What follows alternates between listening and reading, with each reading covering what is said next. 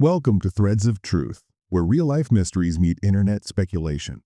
Today, we're going to explore a mystery so profound, it really does feel like something torn directly from, a chilling nightmare. Picture this: the quiet early morning hours of June 7th, 1992. Three women vanish from a seemingly ordinary home in Springfield, Missouri.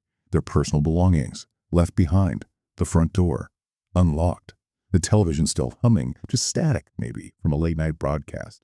It was as if they had simply evaporated into thin air, leaving behind only questions, this really eerie stillness, and, well, a decades-long silence that just continues to echo. This particular case, the baffling disappearance of Sherrill Levitt, her daughter Suzie Streeter, and Suzie's friend Stacy McCall, it continues to captivate true crime communities, not just here in America, but, across the globe. It really stands as one of the most enduring and unsettling missing persons mysteries in American history. And what makes it so uniquely unsettling, I think, even compared to other unsolved disappearances, isn't just the chilling absence of bodies, though that's huge, obviously. It's the scene they left behind. It was almost pristine. Right. That's a really key point. In most vanishing acts, you expect to find traces, right?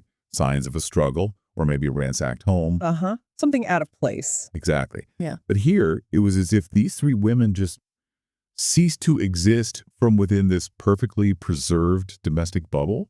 It just challenges our whole understanding of how people disappear. It doesn't give you that immediate physical narrative to grasp onto, like, say, finding a body or a clear crime scene. No, it's completely different. It feels like a true vanishing act, a magic trick nobody wanted to see, leaving only these profound questions.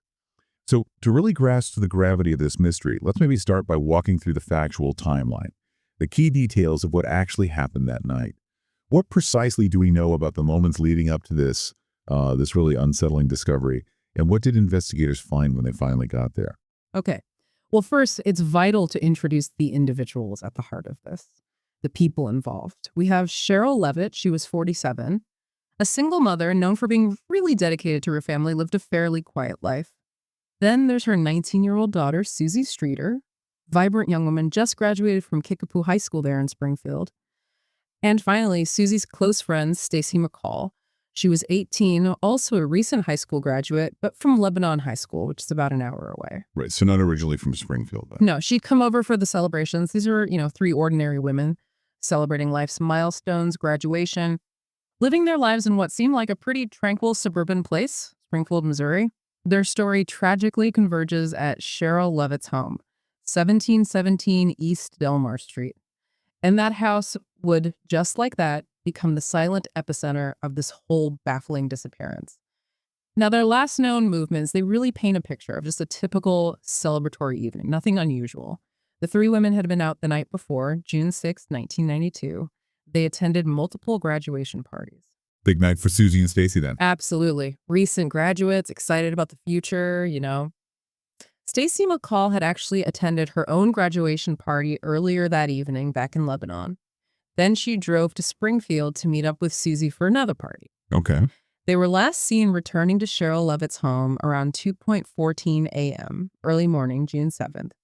And Stacy McCall had planned to stay the night with Suzie, just a normal sleepover for teenage friends. Right, something kids do all the time. Exactly. There was absolutely nothing in their behavior or their plans that indicated anything out of the ordinary was about to happen. No frantic calls, no hurried goodbyes, just the end of a fun night. And then, the morning. Yeah. That celebration gives way to this unnerving silence. Dread starts creeping in. Yeah. What was it exactly that first told their loved ones, hang on, this isn't just sleeping in late? What signaled something was really wrong? Well, the first sign came around 9 a.m. that same morning, June 7th. It was Suzie's boyfriend, Bart Streeter, no relation actually, despite the last name, that's a common point of confusion, and a mutual friend, Janelle Kirby. They showed up at the house. Why were they there? Did they have plans? Yeah, they did. Suzie had plans to go to the local water park, Whitewater, that day with them. Okay. So they arrive expecting to pick her up. Exactly. And you can imagine that moment, right? Arriving at your friend's house, expecting them to be there, maybe still sleeping off the party, maybe getting ready. They tried knocking. No answer. And then they found the front door was unlocked. Unlocked. Okay, that's interesting. Yeah. A small detail, but... But it soon gained huge significance, yeah. They stepped inside, called out their names. Nothing. Just this really unsettling silence. And the scene they found, Immediately set off alarm bells, didn't it? Both mundane and deeply disturbing at the same time. The front door, unlocked, like you said, maybe not totally unusual on its own, but coupled with everything else, it becomes profoundly eerie. The lights were on throughout the house. In the morning light, that would seem unnatural. And the television was still playing. Just left on? As if someone just stepped away for a second, right? To grab a drink or something. But, crucially, no sign of Sherrill, Suzie, or Stacy. Nobody. Gone. No note, no message, just emptiness where 3 people should have been. And this is where the details become just truly baffling, almost defying any logical explanation. All of their personal belongings, the things you would never leave behind if you were leaving voluntarily, still inside the house. Like what specifically? Their purses, their wallets, with ID, money, presumably. Okay. All there. Yeah. Their cars were still parked outside, untouched. In the driveway. Yep. And maybe the most telling part, their car keys were also found inside the house, right where you'd normally keep them. Wow. Keys, wallets, cars. Even small personal things like cigarettes were left behind. It just immediately suggested an unexpected departure, or rather a sudden, maybe forced removal. Yeah, because why would anyone leave without keys, money, ID, their car? Exactly. It makes no sense if they left on their own. It points to something abrupt, unplanned, and likely not their choice. And there was that other notable detail, right? Something outside that added to the unease, something physical that seemed off. Yes. The porch light. The globe on the porch light was shattered, just lying in pieces on the ground right underneath the fixture. That's right. That detail always sticks with me because it hints at maybe a moment of action, a brief struggle right there at the entrance. It could suggest that, yeah. Yet, paradoxically, like you mentioned, inside the house, no other signs of forced entry, no obvious struggle. None, which is what makes it so strange. It's this small, isolated detail. Could be an accident, could be a critical clue. Yeah. But it's just frustratingly ambiguous in this otherwise quiet scene. Did that one piece of out-of-place evidence, did it stand out more to investigators than the undisturbed interior? Or did it just make things even more complicated? Oh, it definitely complicated the narrative massively. On one hand, yeah, it's the only obvious sign of a disturbance right at the entry point. Maybe a confrontation as someone entered or left. Possible. But on the other hand, the total lack of any other physical struggle inside, no overturned furniture, no broken lamps, nothing out of place. It's perplexing. Yeah. It doesn't fit the typical chaotic scene of a violent home invasion. Right, doesn't match up. So it becomes this enigma. Was it a sign of something truly sinister or just, an accidental breakage that happened to coincide with the disappearance? Investigators had to wrestle with that. How could a potentially sudden, violent act happen right there without leaving more evidence inside? So following this really unnerving discovery by the friends, the police response was, well, as you expect for something this serious, it was swift and pretty extensive. Okay. A massive search was launched, not just Springfield, but the whole surrounding region. Police started pursuing every possible lead, desperate for any trace of the 3 women. The FBI got involved quickly, too, because Stacy McCall was from out of state, technically. Makes sense. Interstate implications. Exactly. But despite this huge effort, what they ran into was, well, a profound lack of a traditional crime scene, wasn't it? That's the crux of it, yes. No signs of forced entry beyond that unlocked door. No obvious signs of a struggle inside the house. Nothing overturned. No broken glass besides that one porch light globe. Right. And maybe most critically, no ransom demand was ever made. Never. In suspected abductions, that's often the first terrifying communication, right? A note, a call. Often, yes. But here, just silence. Agonizing, inexplicable silence from the moment they disappeared. That absence of traditional crime scene evidence must have just profoundly baffled investigators. Oh, absolutely. It threw them. This wasn't a typical kidnapping scenario. It didn't fit the pattern of a violent home invasion either. The undisturbed nature of the house combined with the personal items left behind. Yeah. It strongly suggested a sudden, unexpected disappearance, not a forced removal involving a big fight. So maybe they were taken by surprise? Yeah. Or by someone they knew? Those were possibilities they had to consider. It seemed almost as if they were taken without putting up a fight, or perhaps lured out, or, taken by someone they trusted, initially at least. Yeah. This cleanliness of the scene is what makes the Springfield 3 case so chillingly unique and so hard to solve. It offers so few threads for forensic science to grab onto. And the scope of that early investigation, it was truly vast, wasn't it? Stretching across state lines because of Stacy McCall coming from Lebanon. Huge scope. Hundreds of leads were pursued. Detectives looked into possible ties to local criminals, anyone with a history of violence or suspicious activity nearby. Standard procedure, I guess. Right. Extensive searches were conducted. Lakes, fields, abandoned mines, various remote properties around Springfield. They really turned over every stone, so to speak, trying to find any shred of evidence. Nothing. Tragically, no. All these efforts yielded absolutely no results. No bodies found, no critical clues emerging, no trace of the women ever discovered. It's like they just vanished into thin air, leaving behind only that unsettling, pristine house and a community just gripped by fear. And it's important to remember the context, too. The investigative landscape of the early 90s. How so? Well, this was before the internet was widespread, before sophisticated DNA databases like Curtis, which only launched later in the 90s, even before really uniform national protocols for missing persons cases were fully established. Right, technology was different. Massively different. Think about it. Without advanced DNA analysis, trace evidence, a single hair, a fiber couldn't offer the same potential breakthroughs it might today. And without seamless digital communication, sharing info across different police departments was slower, more fragmented. Digital evidence, phone records maybe, but surveillance footage. Practically non-existent back then compared to now. So those initial hours were even more critical, perhaps. Absolutely critical. Every moment lost, every potential misstep in preserving the scene, every piece of evidence that couldn't be fully analyzed with the tech they had, it could all amplify into huge roadblocks decades later. Investigators did their best, no doubt, but it was a fundamentally different challenge than it would be today. So with no clear answers from the official investigation, which seemed to hit these huge roadblocks, a vacuum of information was created. And into that vacuum, especially as the early internet started connecting people, flowed just a myriad of theories, some plausible, some, well, born of desperation and speculation. Let's try to unpack some of the main theories that have tried to explain the inexplicable here. Okay. The first theory, and one that resonates strongly because of that lack of forced entry, is what people call the targeted abduction theory. Meaning someone specifically wanted them. Essentially, yes. The idea is that a person, maybe known to one or more of the women, either lured them away or perhaps just walked in because the door was unlocked or they were let in. They were the specific intended victims. So someone they trusted, or someone who caught them completely off guard. Could be either.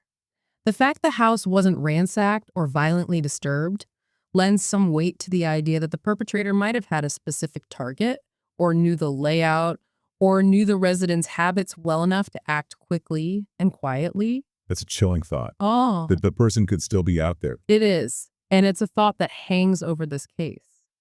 The possibility that the person responsible could still be living normally, unknown, unpunished. Moving beyond someone they knew. Another big theory was the serial offender connection, right? Yes, that's another prominent one. This suggests a potential link to known violent criminals who are active in Missouri, or maybe even neighboring states like Kansas, back in the early 1990s. So the idea here is that they were just tragically unlucky victims, not targeted specifically. Exactly. That they were simply unfortunate victims of someone who preyed on others, maybe had done it before or would do it again. It's terrifying because it suggests complete randomness. No specific motive against these women, just the act itself. A predator in the wrong place at the wrong time, or rather, the women were. Is there anything that supports that theory? Any specific leads? Well, supporting details for this random abduction or serial offender idea often mention these persistent reports of a mysterious van, usually described as dark-colored or maybe red. A van. Seen nearby. Seen in the area around the time of the disappearance. Multiple eyewitness accounts mentioned it. Now, these accounts can be conflicting, and eyewitness memory over decades is notoriously tricky in cold cases. Sure. But collectively, they paint this picture of suspicious activity involving a van. Furthermore, it's been pointed out that a known serial killer, Robert Craig Cox, who is linked to other disappearances and murders in the region. He was reportedly in the Springfield area around that time. Now, that doesn't definitively link him, apparently. He had an alibi that checked out. But his mere presence nearby certainly adds to the unease. It feeds that theory. Could this have been a random, opportunistic attack by someone like him? Or was the van just, a red herring? Right. A coincidence, which leads directly to the mistaken identity or random attack theory, doesn't it? It does. Very similar idea.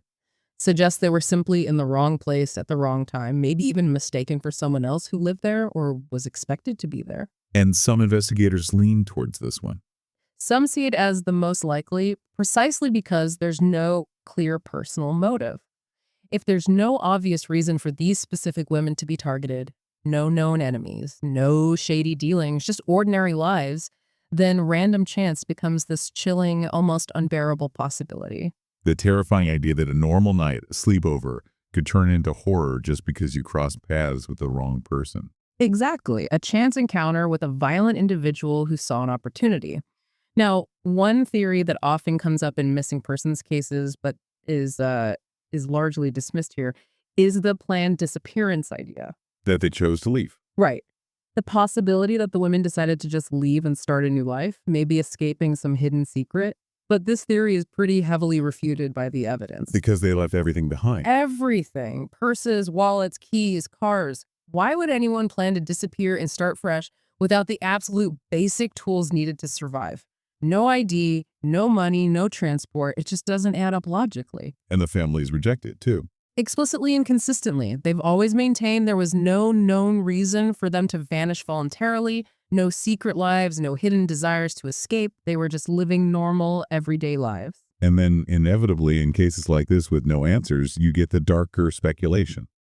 The cover-up theory. Yeah, that surfaces sometimes. The belief that maybe people with influence, powerful figures, maybe even corrupt officials might have suppressed leads, perhaps to protect someone involved.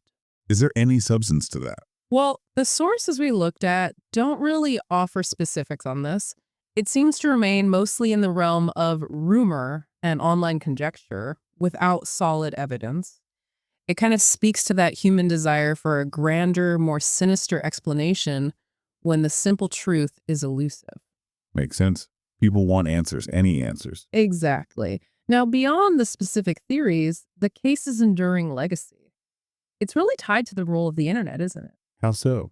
Especially back then. Well, in the late 1990s, as the web started to become more accessible, these early web forums popped up. Places like Usenet groups, early true crime websites. Or the very beginnings of online communities. They became instrumental in keeping the Springfield 3 case alive. They gave this unprecedented platform for armchair detectives, true crime fans, just concerned citizens to share information, discuss theories, analyze details, even propose new leads that might have faded otherwise. So the internet kept it from just becoming a local cold case file. Significantly so. It shaped how a whole new generation views these vanishing without a trace cases, turned them into collective ongoing puzzles, not just isolated police work. It allowed ideas to spread and kept public attention focused in a way that just wasn't possible before. And it wasn't just the early internet, right? National media played a huge role, too. Oh, absolutely. The impact of national media attention was massive. Shows like Unsolved Mysteries, America's Most Wanted, when they featured the case, it reached millions. Takes it beyond Springfield. Exactly. It transforms from a tragic local event into a national legend, a story passed down, debated. It solidifies its place as one of the most enigmatic cold cases in U.S. history. That sustained media spotlight, even years later, keeps the pressure on, ensures people don't forget. And what's fascinating is how the case presents these conflicting threads of evidence that came out over time. What do you mean by that? Well, on one hand, you have the scene suggesting a simple, almost clean disappearance, right? No forced entry, no struggle inside, unlocked door.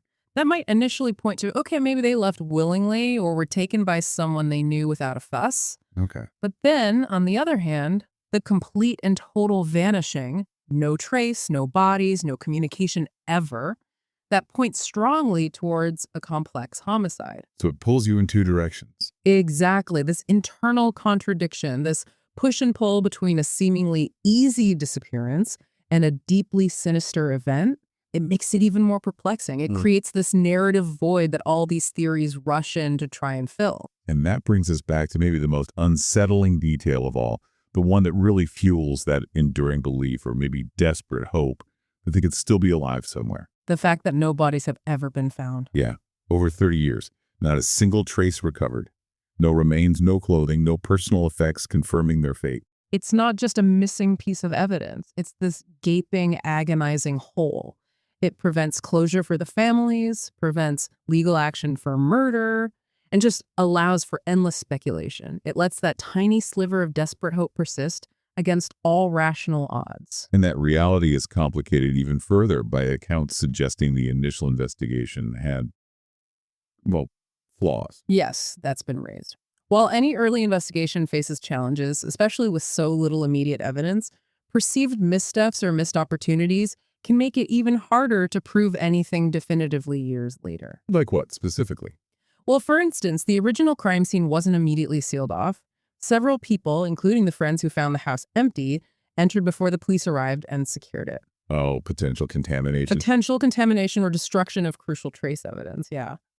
And some reports suggest the initial response didn't immediately treat it as a high probability abduction scenario, which meant those critical first few hours, often vital for finding missing persons, might have been less focused on that specific possibility than they could have been. So those perceived flaws just add another layer to the suspicion and mystery. They do. They become another thread in that tangled web, feeding public concern about, whether everything possible was done right at the start. So here we are. It's been over 3 decades now. The questions just echo. Springfield, the internet. What can we really learn from this enduring mystery? And which theories still seem to hold water after all this time? Well, when you really analyze the plausibility, the foul play theory, it remains overwhelmingly the most compelling explanation given the circumstances. Just based on the facts we have. Exactly. The supporting facts are undeniable. The women vanished without a trace. Their personal belongings, purses, wallets, keys, cars, all left behind. There was absolutely no clear motive for them to leave on their own. No known financial trouble, family disputes, secret lives. The scene just doesn't fit a voluntary departure. It points to something external, malevolent. It really does. An unexpected intrusion into their lives. And the pristine nature of the home suggests the abduction was either incredibly quick or perhaps carried out by someone they didn't see as an immediate threat until it was too late. But, and this is the huge but, isn't it? The massive gap in that theory is the lack of bodies or confession. That's the agony of it, yes. Without either of those definitive pieces of evidence, you can't prove foul play beyond a reasonable doubt in court. And that lack of proof is what fuels the enduring mystery. Precisely. The absence of a final resting place or a perpetrator brought to justice. It means the questions will likely never be truly answered for the families. It leaves them in this perpetual state of limbo. Grief can't fully begin or end because there's no official resolution.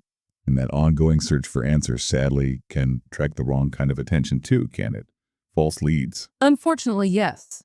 It can attract misleading information, even opportunistic individuals. There was a chilling example back in 2007. What happened? A man named Rodney Jones, who was a known serial killer already in prison for other crimes, claimed he had information about the Springfield Three. Oh, no. He actually led police to a supposed burial location. Imagine the momentary, agonizing flicker of hope for the families. Just cruel. Did they find anything? No. Just like every other lead, nothing was found there. It starkly highlights how these high-profile, enduring cases can attract false confessions, misleading tips, further traumatizing families, wasting investigative resources, and showing how vulnerable grieving people are in their desperate search for closure. So why does this case endure so profoundly? What is it about the Springfield Three? At its core, it's that complete vanishing act, isn't it? I think so. The lack of struggle, no forced entry, everything personal left behind. Yeah. It creates this deeply unsettling narrative where they just seem to have evaporated. It defies our neat categories of how people disappear. It does. It challenges our understanding. There's no easy story to latch onto, just avoid. It's not a body found in a field, not a clear crime scene. It's that house, perfectly preserved but empty of life. That image is incredibly powerful, almost a metaphor for the mystery itself. And beneath the mystery, there's just this raw, heartbreaking reality, isn't there? This is a parent's absolute worst nightmare. Absolutely. The disappearance of a child and then decades of not knowing. Imagine that unending torment. Waking up every day without answers, unable to truly grieve, unable to find peace. For Sherrill Levitt's family, for Suzie's family, for Stacy McCall's family, this isn't just a true crime story you read about. It's their lived reality, a constant agonizing quest for answers that never seem to come. Yeah. A hope that flickers but never fully goes out. Their pain is almost tangible when you hear their story. And that pain, that mystery, it ripples outwards. Yeah. Affects the whole community, becomes this legend. Definitely. An unsolved case like this becomes part of the local and even national consciousness. It haunts Springfield, changes how people feel about safety, about trust. It sparks conversations everywhere, inspires documentaries, draws people in who just want to help solve the puzzle. It's like this collective need for closure. A testament to our innate desire for justice, for answers, even when it feels impossible. A societal craving for resolution. Going back to the investigation for a moment, those potential early flaws we mentioned, how much might they have hampered things long term? It's hard to say definitively, but reflecting on the process. Yeah, some accounts describe issues that might have hindered progress from the start. Back in the early 90s, forensic science lacked tools we have now. Multi-agency cooperation was still evolving. Every moment, every piece of potential evidence is so critical right at the beginning. So any misstep, like not securing the scene immediately, or maybe not doing full-scale forensic sweeps right away, those kind of long-lasting consequences create roadblocks that just get harder to overcome as years pass, the trail grows colder. Yet despite the cold trail, the case never really went away, did it? Thanks to the media, the internet. It's truly remarkable. That combination, the power of national media keeping it in the headlines initially, then the rise of the internet and later social media, it kept the case alive. Even when official leads dried up. Absolutely. It ensured that new theories, potential leads were constantly being discussed, debated by millions online. This collective effort, this crowdsourcing of attention, has sustained the mystery, prevented it from ever truly fading from public view, despite the lack of official resolution. It's a testament to that persistent hope and maybe our human need for puzzles to be solved. And through all of this, the decades, the theories, the investigation challenges the families have been constant. In the face of everything, the investigative hurdles, the false leads, the silence, what stands out most is the tireless, heartbreaking effort of the families of Sherrill, Suzie, and Stacy. Their fight has been incredible. Relentless, fighting to find their loved ones, often feeling like the system failed them. It's just a powerful testament to enduring love and hope. They formed advocacy groups, pushed for changes in law, tirelessly kept the story in the public eye. They have never, ever given up. That refusal to let them be forgotten. That tenacity is perhaps the most profound thread of truth in this whole saga, a fight against time, against indifference, fueled by a parent's and a friend's unbreakable bond. So the disappearance of the Springfield Three. It's a mystery that has lingered now for over 3 decades. 3 women vanished from a quiet home, leaving behind a legend. Was it a random abduction? A premeditated crime by someone they knew? Something else entirely we haven't even considered. The threads of truth here are just so tangled.